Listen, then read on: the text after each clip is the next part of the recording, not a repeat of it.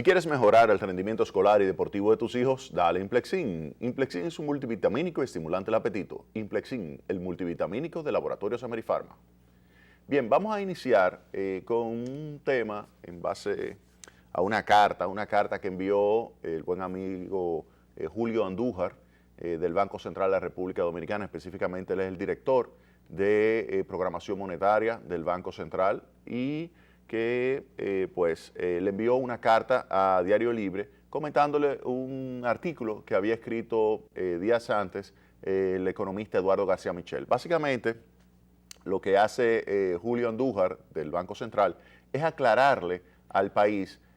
algo que se había dicho en ese artículo que dejaba entrever que se estaban manejando mal las estadísticas económicas, en particular la forma en que se estaban registrando algunas partidas en las finanzas públicas. Específicamente se refiere al tema del registro de la operación de recompra de la deuda con Petrocaribe, es decir, con PDVSA. Ustedes recuerdan que se recompró más de 4.000 millones de dólares de deuda. Eso generó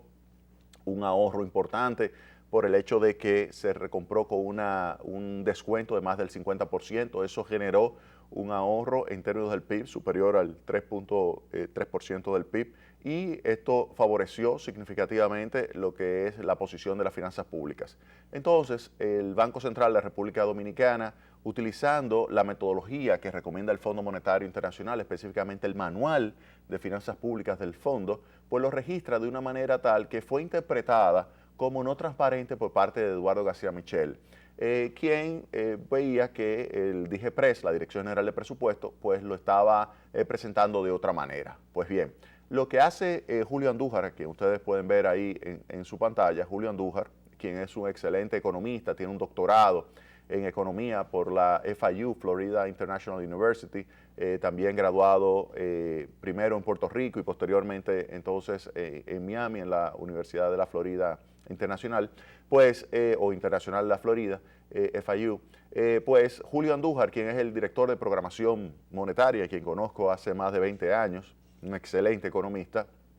un excelente economista, economista matemático, o sea que es alguien que maneja muy bien la parte macroeconómica, la parte de programación monetaria, es director de ese departamento de programación monetaria y estudios económicos. Entonces lo que le aclara es que el Banco Central utiliza el método de vengado y la Dirección General de Presupuesto utiliza en base a caja lo que es el presupuesto. En base a caja significa la entrada y salida del efectivo, mientras que en base a lo de vengado incluye un método de registro de las finanzas públicas o de las operaciones públicas que incluye operaciones que aun cuando no se hayan materializado su desembolso, pues si ya se registró como por ejemplo un gasto, pues eso implica un impacto sobre el nivel de gasto aunque no se haya pagado, y en consecuencia impacta también sobre el nivel de déficit. Asimismo, si usted tiene un beneficio, aun cuando usted no haya tenido una entrada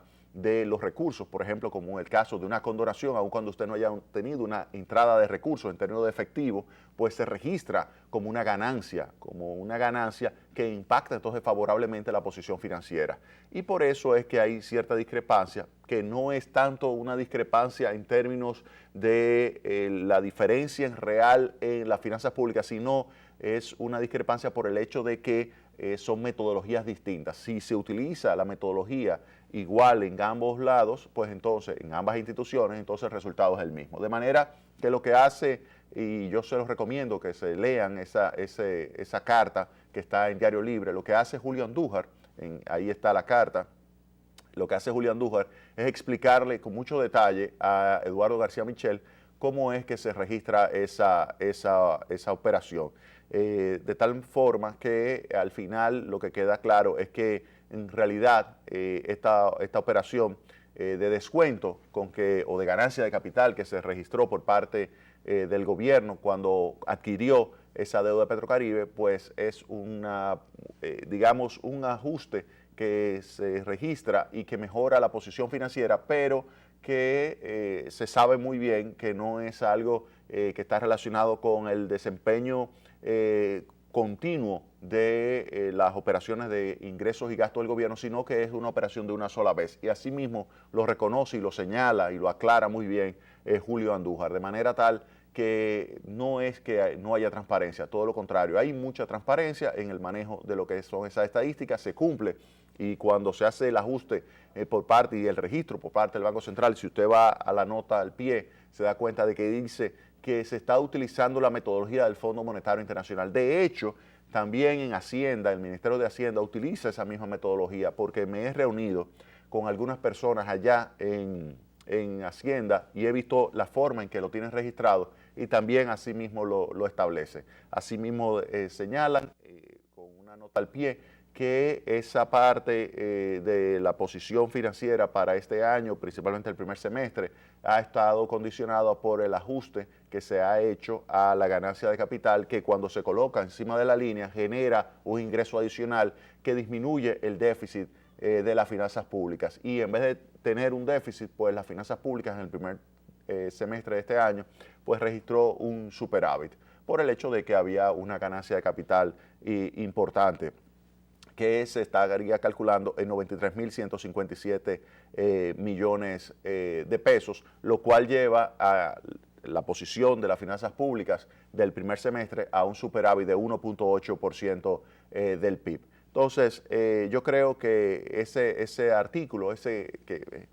es una carta artículo de parte de Julio Andújar del Banco Central, es interesante, y para todos los economistas les recomiendo también su lectura, porque él hace claramente la diferencia entre la manera en que lo registra el Banco Central, que es el manual del Fondo Monetario Internacional, y la manera en que registra la Dirección General de Presupuesto, que más bien hace el registro utilizando el enfoque de caja y